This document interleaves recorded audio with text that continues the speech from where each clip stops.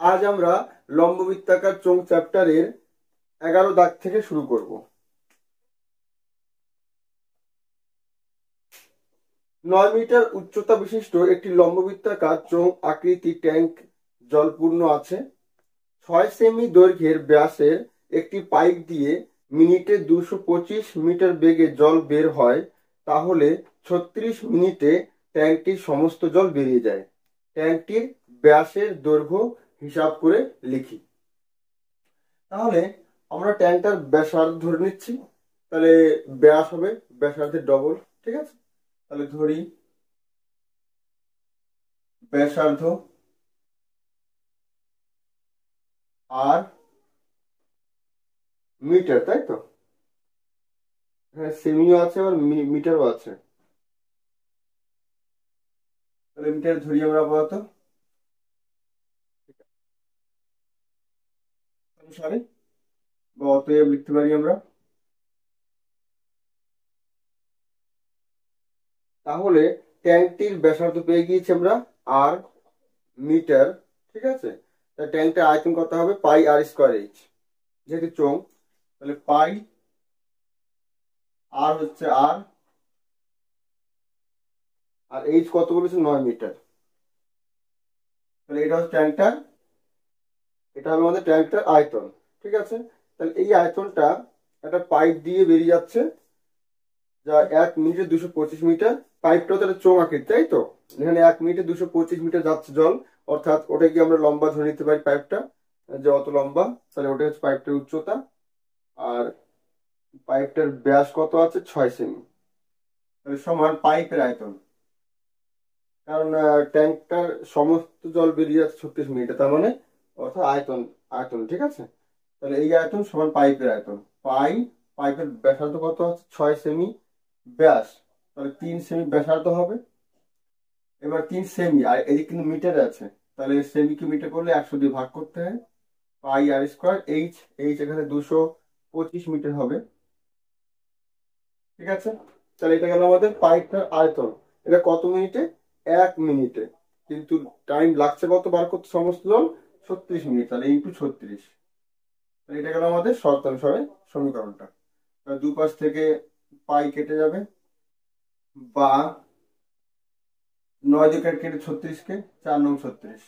তাহলে r square equal to আসছে 9 হবে, এটা 100 গুণ 100 10,000 হবে, ইন্টু 225 ইন্টু 4। ঠিক আছে, 25 দিয়ে কাটি, 9 25 সঙ্গে 225, 4 25 সঙ্গে 100, শূন্য শূন্য থাকলো, 4 ওকে 4, দুটো শূন্য। তাহলে r square, r square equal to আসছে আমাদের 9 স্কোয়ার বাই 10 স্কোয়ার। ঠিক আছে, দেয়ারফর আর সমান আসছে 9/10। দেয়ারফর ব্যাস কত হবে? 2 ইন্টু আর, তাই 2 আর হয়, অর্থাৎ 9/10, 0/10, 9.8 মিটার। ক্লিয়ার?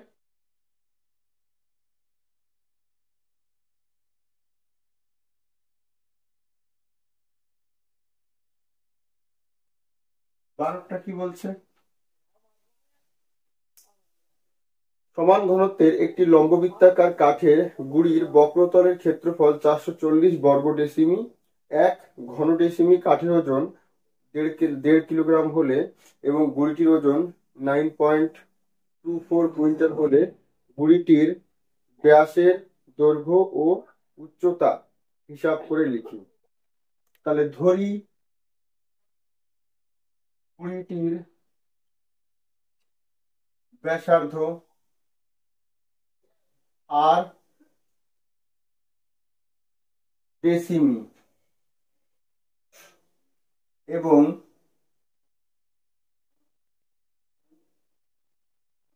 উচ্চতা এইচ ডেসিমি।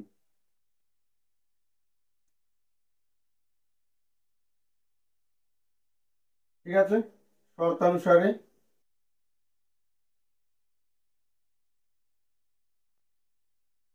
বক্রতলের ক্ষেত্রফল বলে দিয়েছে 440 বর্গ ডেসিমি, তাই তো? তার মানে বক্রতার মান কি জানি আমরা, 2πr/h, 2πr/h, 440 বর্গ ডেসিমিল, 440 এটা। তাহলে এখান থেকে কি পাচ্ছি আমরা, বা 2 ইন্টু 22/7 ইন্টু RH সমান 44 শূন্য, 22 দিয়ে কেটে যাবে, এটা 22 দুগুণি 44, 10 দুগুণি 20, বা RH ইকুয়াল টু আসবে 7 গুণ 10 70। এটাকে আমরা 1 দিয়ে রাখছি আপাতত। পরে বলছে 1 ঘন ডেসিমি কাঠের ওজন 1.5 কেজি। ঠিক আছে, তাহলে এবং গুলটির ওজন বলা আছে 9.24 কুইন্টাল। তাহলে গুলিটির ব্যাস ছেয়েছে। আচ্ছা, তাহলে আয়তন কত হবে, এবং গুলি আয়তন হবে πr²h, πr²h, এটা হচ্ছে আয়তন। ঠিক আছে, এবার 1 ঘন ডেসিমির ওজন হচ্ছে 1.5 কেজি, তাহলে এত ঘন ডেসিমির ওজন হবে এত ইন্টু 1.5 কেজি, এত কেজি। কিন্তু বইতে আছে কুইন্টালে, 1 কুইন্টাল হচ্ছে তোমার 100 কেজি হয়, তাহলে আমাদের 9.24 কুইন্টাল, তাহলে ইন্টু 100, তাহলে এত কেজি। এদিকেও কেজি, এদিকেও কেজি। ঠিক আছে, তাহলে এখান থেকে আমরা মান বসাবো। এখানে দেখো πr²h কে আমরা লিখতে পারি, বা πr/h ইন্টু আর ইন্টু জেড, আমরা এখানে লিখতে পারি এটাকে। আর ওদিকে 924/100 করতে পারি এটাকে, ইন্টু 100, পয়েন্ট তুললাম, 100 100 কেটে যাবে। ঠিক আছে, আর এটাকে আমরা πr/h ইন্টু আর কেন করলাম, কারণ πr/h এর মান জানি আমরা, 2 দিয়ে দিয়ে এখানে πr/h মান কত হবে, 440/2, তাই তো। 440/2 মানে 2 দুগুণে 4, 2 দুগুণে 440/2 হবে এটা πr/h এর মান, ইন্টু আর ইন্টু 1.5। এটাকে আমরা যদি 1.5 মানে 1.5, মানে 3/2, 3 অর্ধেক, ওদিকে 924। এদিকে কাটবো আমরা 2 2 0, ওই পাশে গেলে ভাগ হবে, তাহলে আর সমান 924 ভাগ 220 হবে, আর 3/2 উল্টে যাবে, 2/3 হয়ে যাবে। ঠিক আছে, এবার কাটবো, 3 3 9 0, 3 8 24, আর 2 দিয়ে কাটবো, 11 দুগুণি 22, 11 দিয়ে কাটবো, 11 কে 11, 11 দুগুণি 22, 8 থাকে, 8 11 88, তার মানে আর সমান আসছে 2.8। ঠিক আছে, তাহলে অতএব 1 থেকে পাই, 1 থেকে পাই 2.8, 2.8 ইন্টু 8, তাই তো, 70, বা h সমান 70 ভাগ 28, আর পয়েন্ট তুলে উপরে 10। ঠিক আছে, তাহলে 7 কে 7, 4 7 28, তার মানে উপরে 100 আসছে, আর নিচে 4, 4 দিয়ে ভাগ করলে 25। তাহলে therefore ব্যাস হবে, ব্যাস চাইছে বইটির, ব্যাস হবে আর এর ডবল, অর্থাৎ 2.8 এর ডবল, 2 ইন্টু 2.8, অর্থাৎ 8 দুগুণি 16 6, 2 4 1 5, এত ডেসিমি, এবং উচ্চতা 25 ডেসিমি। ঠিক আছে,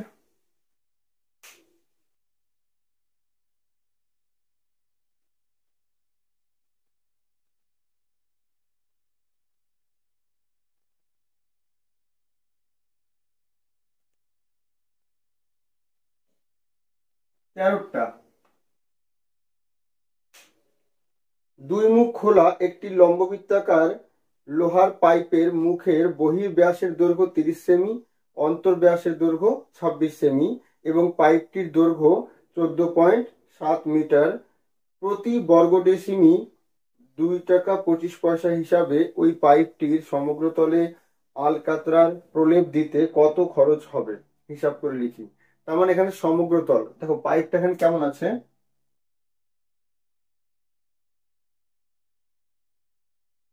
এখানে এমন আছে, তাই তো। তাহলে দেখো এই মাঝখানে ফাঁপা আছে আর এখানে কিন্তু পুরু, তার মানে রংটা এখানেও হবে, ভেতরে হবে, বাইরেও হবে, খালি মাঝখানে ফাঁপাটুকু আছে, ওখানে কোনো রং হবে না, তাই তো? তাহলে আমাদের সমগ্রতলের ক্ষেত্র বার করতে হবে এখানে। এখানে কি কি বলা আছে, তাহলে আমরা এটাকে একটু গোল করে যদি আমরা এইভাবে দেখাই জিনিসটাকে, নিচ তলটাকে, তাহলে নিশ্চয়ই নিচে এমন আছে, ঠিক আছে? এবার কি বলছো ওখানে, বহির ব্যাসের দৈর্ঘ্য 30 সেমি, তাহলে বহির ব্যাস 30 সেমি, তাহলে বহির ব্যাসার্ধ হবে 15, ঠিক আছে? আর অন্তর ব্যাসের দৈর্ঘ্য বলেছে 26 সেমি, তাহলে অন্তর ব্যাসার্ধ হবে 13 সেমি। ক্লিয়ার?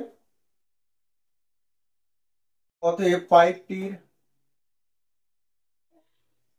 সমগ্র তলের ক্ষেত্রফল সমান, দেখো এখানে পার্শ্বতল দুটো থাকবে, একটা ভেতরে একটা বাইরে, তাহলে কত হবে, 2 পাই, তাই তো? বাইরেরটা 15 সেমি আছে আর ভেতরটা 13 সেমি আছে, তাহলে এদের আমাদের কত হয় পার্শ্বর ক্ষেত্রফল, 2 পাই আর এইচ, তাই তো? তাহলে 15 সেমি, আর এইচ কত, 14.7, 14.7, এটা কিন্তু সেমিতে আছে, এটা মিটারে আছে, তো এটাকে আমরা মিটার সেমি করে নেবো 100 দিয়ে গুণ করে, ঠিক আছে? তো এটা বাইরের পার্শ্বতল প্লাস ভেতরের পার্শ্বতল কত হবে, 2 pi into 13 into 14.7 height into 100। 100 কেন করছি, কারণ সেমিতে করছি, ঠিক আছে? তাহলে 2 পাই আর এইচ, এটাও 2 পাই আর এইচ, ভেতরটা এখন কিন্তু ওপর আর নিচে পড়ে আছে, অর্থাৎ এই জায়গাটা পড়ে আছে, তাহলে ওর ক্ষেত্রফল কত হবে, পাই 15 স্কোয়ার মাইনাস 13 স্কোয়ার, তাই না? মানে পাই ইন্টু পুরোটার ক্ষেত্রফল মানে পাই আর স্কোয়ার, তার থেকে ভেতরটা বাদ যাবে পাই 13 স্কোয়ার। এবার যেহেতু এখানে নিচে থাকবে ওপরও থাকবে, তাহলে 2 ইন্টু হবে। ক্লিয়ার? তাহলে এটা হচ্ছে আমাদের পার্শ্বতলের ক্ষেত্রফল, সমগ্র তলের ক্ষেত্রফল। আমরা সেমিতে করছি কিন্তু এটা এত বর্গ বর্গ সেমি হবে। তাহলে দেখো সবার মধ্যে 2 পাই, মানে 2 ইন্টু 22-এর সাথে সবার মধ্যে আছে পাই, 2 পাই 2 পাই। আচ্ছা, তাহলে কি থাকছে এখানে, এটা ইন্টু এটা করে কত হবে, 14, এখানে থাকে 15, এখানে থাকছে 15 কিন্তু এখানে হবে 1470 হবে গুণ করলে, দেখো। আর এখানে গুণ করলে 13 থাকছে, আর ওখানে 1470 থাকবে।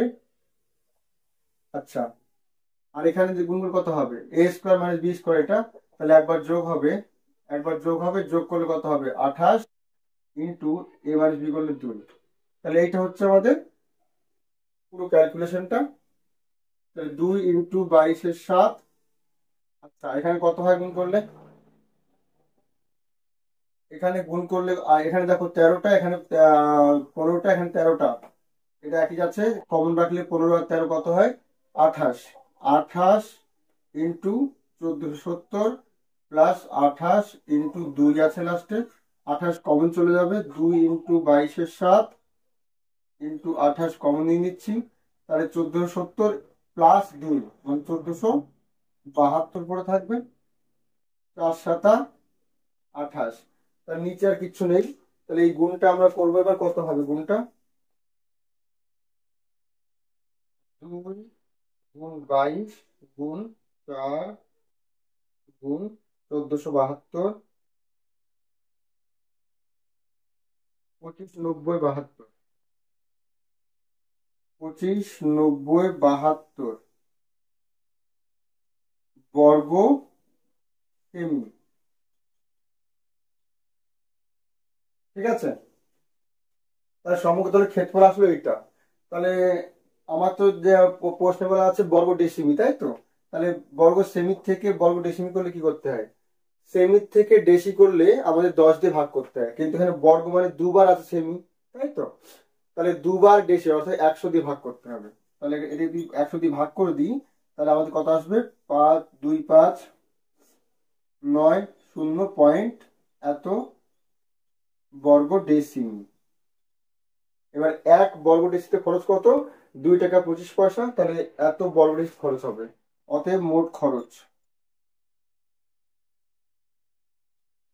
259072 ইন্টু 2 টাকা 25 পয়সা, এত টাকা। এবার এই গুণটা আমরা করব সাধারণভাবে, কত আসে, 590.72 ইন্টু 2 টাকা 25 পয়সা, 5,829 টাকা 12 পয়সা, 5,829 টাকা 12 পয়সা।